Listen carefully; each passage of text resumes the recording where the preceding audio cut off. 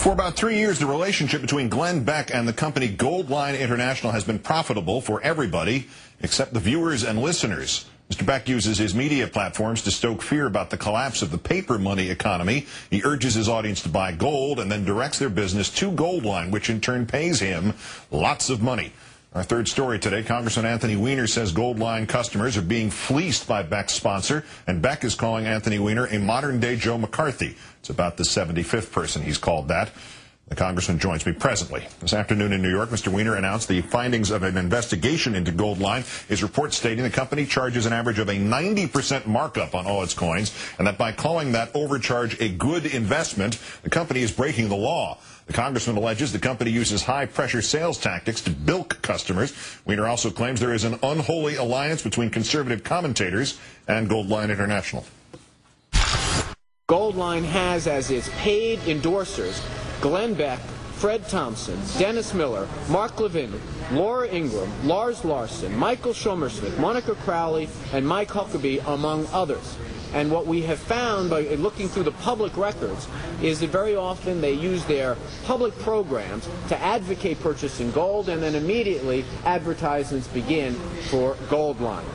Today, conservative talk show radio host Michael Smerconish told Politico that Goldline canceled ads on his show because he wasn't conservative enough. Last December, Peter Epstein, president of Merit Financial Services, told Politico that gold companies expect favorable coverage from commentators on whose shows they pay to advertise. The quote, "You pay anybody on any network and they say what you pay them to say, they're bought and sold." This morning on his bought and sold radio show, Glen Beck pre-butted the congressman's news conference with his ever-evolving conspiracy theory. This is, again, another arm of this administration coming out to try to shut me down. This is absolutely incredible. Is there anybody that is going to say anything in the press at any time if you stand up against this White House? They have three. Count them, 3 advisors of this president that have launched official campaigns boycotting my sponsors. Any sponsor that stays with me, now they're targeting through. You want to talk about the McCarthy era? Look at what this country is becoming. Father Coughlin available on many of your local radio sets. For its part, Goldline tells Politico it is not political. And even though Glen Beck says nobody did anything wrong, he still had the Goldline CEO on his radio show this morning to testify. How long have you been a sponsor in this program? I believe it's been about 3 years. Do you remember a time when we had a conversation at the beginning where I said, if you don't treat our customers, if you don't treat my customers, my listeners, with respect, it isn't going to end well for you? Yes. Yes. Do you believe me when I said that to you? Yes. Okay. I take you very seriously. As promised, we're joined from Washington by Representative Anthony Weiner. Thanks for your time, Congressman. Thank you, Keith. Are you or have you ever been involved in a conspiracy to take down Glen Beck? Can you explain the genesis of your interest in this matter? Well, I never intended this to be a battle of wits with Glen Beck. As you know, he comes only half prepared to that battle. This really is about the consumers of Goldline's products, and many of them take the rhetorical excesses of the Glen Beck and his like when they talk up gold and then immediately go to the advertisements to get ripped off. There's no other way to put it.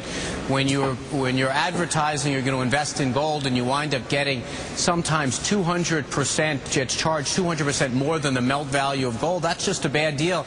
The only way for you to keep up is for the cost of gold to go up 200% before you put down the phone. So that's really where this comes from, and it also comes from this is not an unusual thing. Whenever the economy makes people unsure, they're susceptible to pitches like this, and unfortunately Glen Beck says he's looking out for his listeners.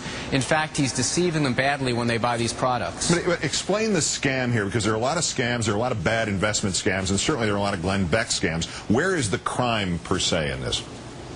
Well, the crime occurs not so much what Glen Beck does, although I do believe that there are questions that his station, whether it's radio station or Fox News, has to answer about whether or not, even in the context of commentary, you should be having this blurring of lines between advertisement and news.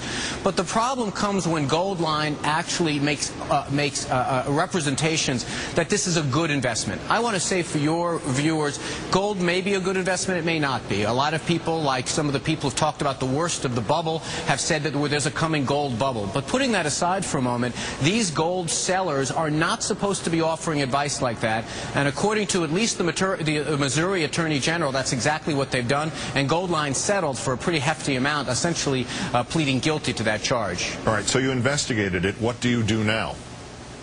Well, I think that we need to do a couple of things. One, it's clear the Federal Trade Commission and the Securities and Exchange Commission, both of which have rules against what Goldline, the types of thing Goldline does, I'm asking them to take a good hard look at that, at them and some of the other dealers who are doing similar things. Secondly, I believe that we should have legislation that makes some of the disclosures much clearer. If Goldline is going to make a claim about its prices, right there on the advertisement should be what the gold melt price is. It should have some explanation of how much it has to go up for them for citizens to be able to break even on these investments. The same kind of requirement that are required when you purchase an equity or a stock on Wall Street.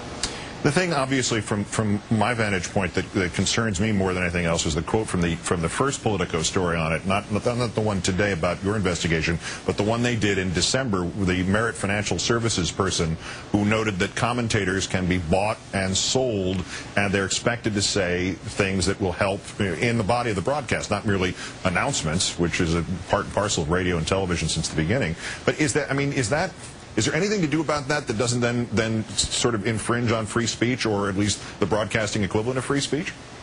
Well, probably from the perspective of a congressman, probably not. But if you are watching a television show dedicated to health, and someone says you should drink as much soda as you can all throughout the day because it's good for you, and then the very same guy is advocating for Coke or Pepsi in the ad, you would scratch your head. This is just as much offensive, except maybe even more so because you're dealing with people's nest eggs. Well, that's that one lobbyist. I've forgotten which name it is. Rick Berman. Congressman Anthony Weiner, the Democrat from New York, as always, great. Thanks for your time. Thank you, Keith.